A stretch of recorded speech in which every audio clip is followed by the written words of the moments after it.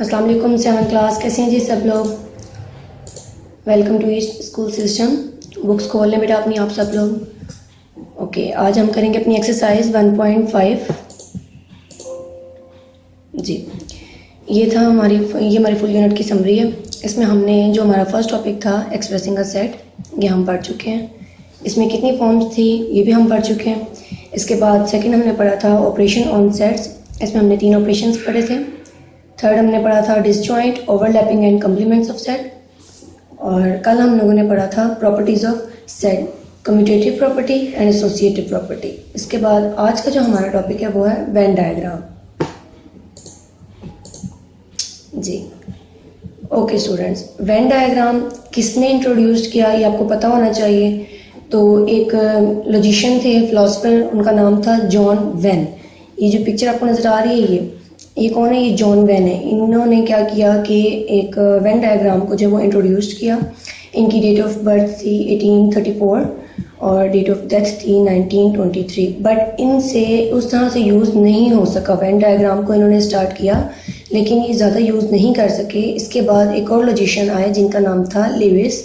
इन्होंने Venn diagram को first time use किया अपनी बुक में और उस बुक का नाम था सर्वे ऑफ सिंबॉलिक लॉजिक।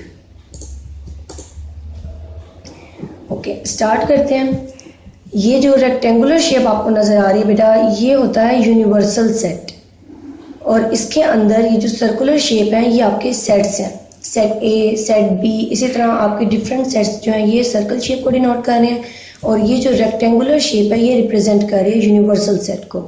अब ये एक यूनिवर्सल सेट के अंदर सिर्फ एक सेट है और यहाँ पर यूनिवर्सल सेट में आपके 2 सेट्स हैं, एक सेट ए, एक सेट बी। लेकिन ये कौन से सेट हैं? ये डिसजॉइंट सेट हैं और ये बात हम पहले पढ़ चुके हैं। डिसजॉइंट सेट ऐसे सेट्स होते हैं जिनमें एक भी एलिमेंट कॉमन नहीं होता, इसलिए ये दोनों सेट्स थोड़े फासले पर हैं। यहाँ पर ये सेट ए है और ये सेट बी है।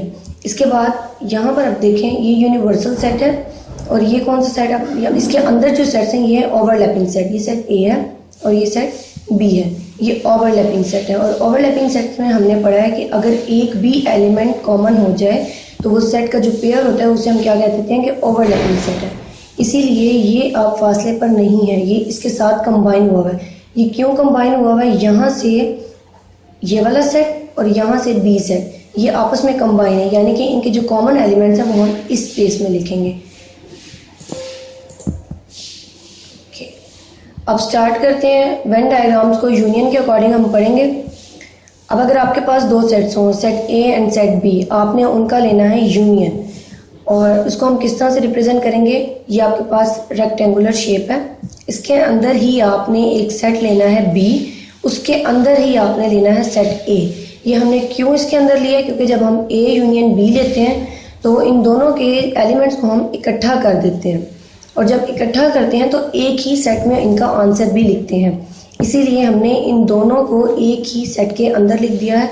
और ये शेडेड पोर्शन रिप्रेजेंट करता है आपके रिजल्ट को, यानी कि आपके आंसर को। आपने जो क्वेश्चन सॉल्व किया, सॉल्व करने के बाद जो आपका आंसर आता है उस आंसर को आप ये शेडेड पार्ट में कर देते हैं। अब यहाँ पर जब हम ए और बी का यूनियन लेंगे और यूनियन लेने के बाद जो हमारे पास आंसर होगा वो सेट ए के एलिमेंट्स भी होंगे और सेट बी के एलिमेंट्स भी होंगे। इसलिए हमने ए को भी और बी को भी दोनों को शेडेड पार्ट में कर दिया।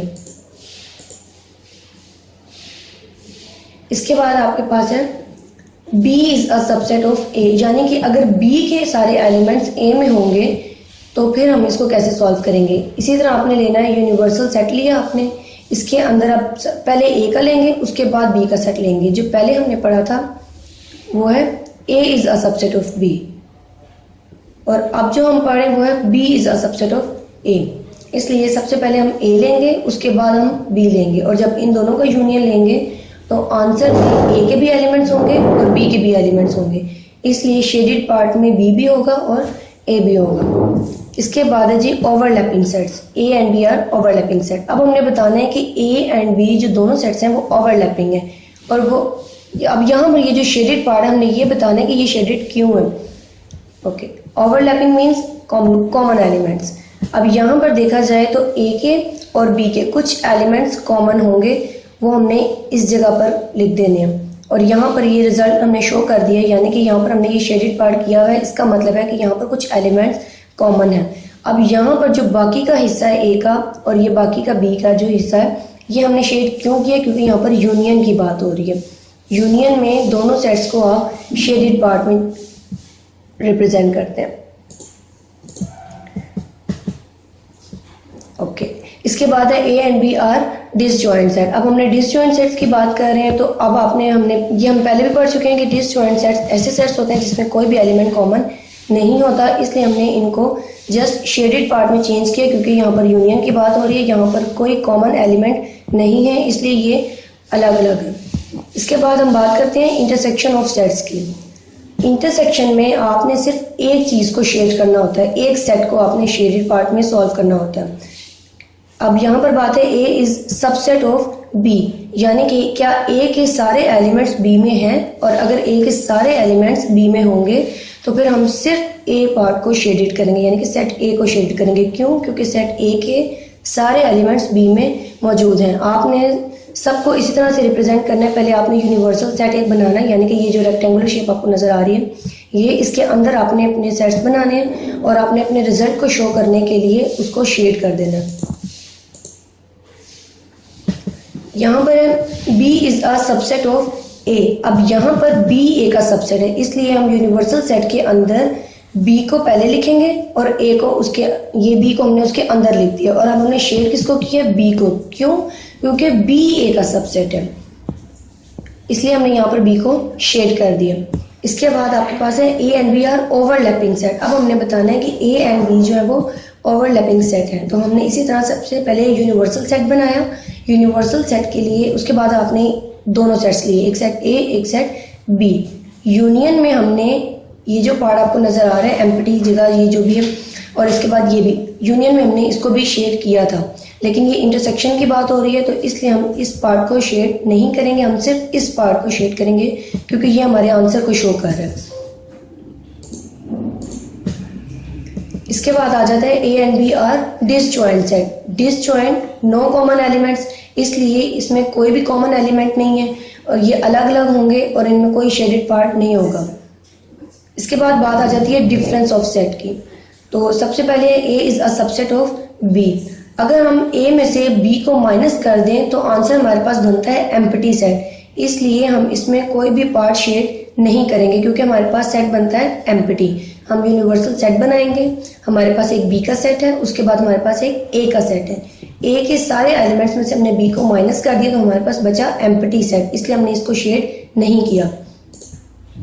इसके बाद है B is a subset of A. अब यहाँ पर बात है कि बी के सारे एलिमेंट्स अगर ए में हैं, यानी कि बी में से आपने ए को माइनस करना है, तो आप क्या करेंगे? ये यूनिवर्सल सेट आपने बनाया, इसके बाद आपने ए का सेट बनाया, इसके बाद ये बी का सेट।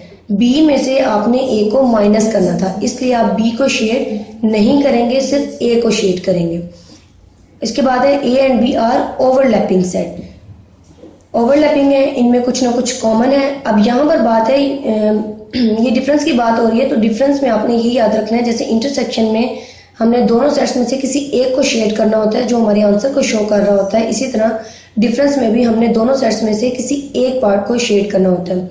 अब यहाँ पर ओवरलैपिंग की बात हो रही है, तो यहाँ पर ए एंड बी दो सेट्स हैं और ये शो कर रहा है कि इनमें कुछ ना कुछ एलिमेंट्स कॉमन हैं, क्योंकि ये कंबाइन हुए हुए हैं। लेकिन हम शेड करेंगे सिर्फ ए पार्ट को, क्योंकि अगर ए में कुछ कॉमन जो ए में है वही बी में होंगे, तो इसका मतलब हम इन दोनों में से किसी एक को शेड करेंगे। इसके बाद आपके पास A and B are disjoint set. अगर A and B disjoint set होंगे तो ये लिखे हुए तो अलग अलग हैं, ये रिप्रेजेंट अलग अलग हुए हैं, लेकिन हम शेड सिर्फ एक सेट को करेंगे, ए को। क्यों? क्योंकि हमने ए में से बी को माइनस करना है। इसके बाद आ जाता है कॉम्प्लीमेंट ऑफ सेट। कॉम्प्लीमेंट हम पहले पढ़ चुके हैं। कॉम्प्लीमेंट का मतलब होता है आपने यूनिवर्सल सेट में से दूसरे सेट को माइनस करना होता है, तो इसलिए सबसे पहले आपने ये यूनिवर्सल सेट लिया, इसके अंदर आपने ए ले लिया। हमने ये ए क्यों लिया? क्योंकि हमने सॉल्व करना है ए कॉम्प्लीमेंट। जब हमने ए कॉम्प्लीमेंट सॉल्व करना है तो हम माइनस कर देंगे यू में से ए को, और फिर जब यू में से ए को हमने माइनस करना होगा तो ये जो हमारा यूनिवर्सल सेट है हम इसको शेड करेंगे, ए को शेड नहीं करेंगे, क्योंकि हमने यू में से ए को माइनस करना है। जैसे इस तरह हमने ए में से बी को माइनस करना था तो इसलिए हमने सिर्फ ए को शेड किया था।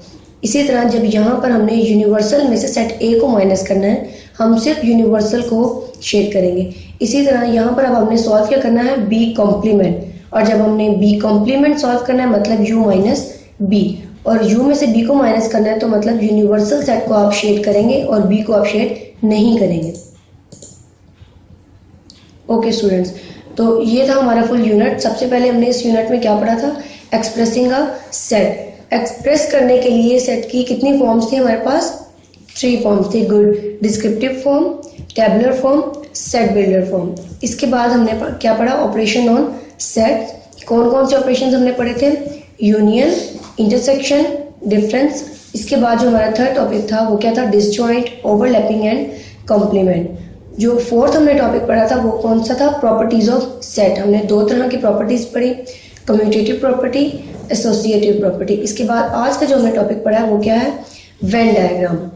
वेन डायग्राम्स में हमने पढ़ा कि यूनियन अगर होगा तो हम दोनों पार्ट को शेडेड करेंगे, इंटरसेक्शन होगा तो किसी एक पार्ट को शेड करेंगे। इंटरसेक्शन में क्यों एक पार्ट को शेड करेंगे, क्योंकि इंटरसेक्शन का मतलब होता है कॉमन एलिमेंट्स। जब दोनों सेट में कॉमन एलिमेंट्स होंगे तो वो हम आंसर में लिखते हैं। इसी तरह शेडेड में भी आपने किसी एक सेट को शेड करना है, और डिफरेंस में भी आपने एक सेट को शेड करना होता है जिसमें से आप उसको माइनस कर रहे होते हैं। अगर ए में से बी को माइनस करें तो ए को शेड करेंगे, एक्स में से अगर वाई को माइनस करें तो आप एक्स को शेड करेंगे।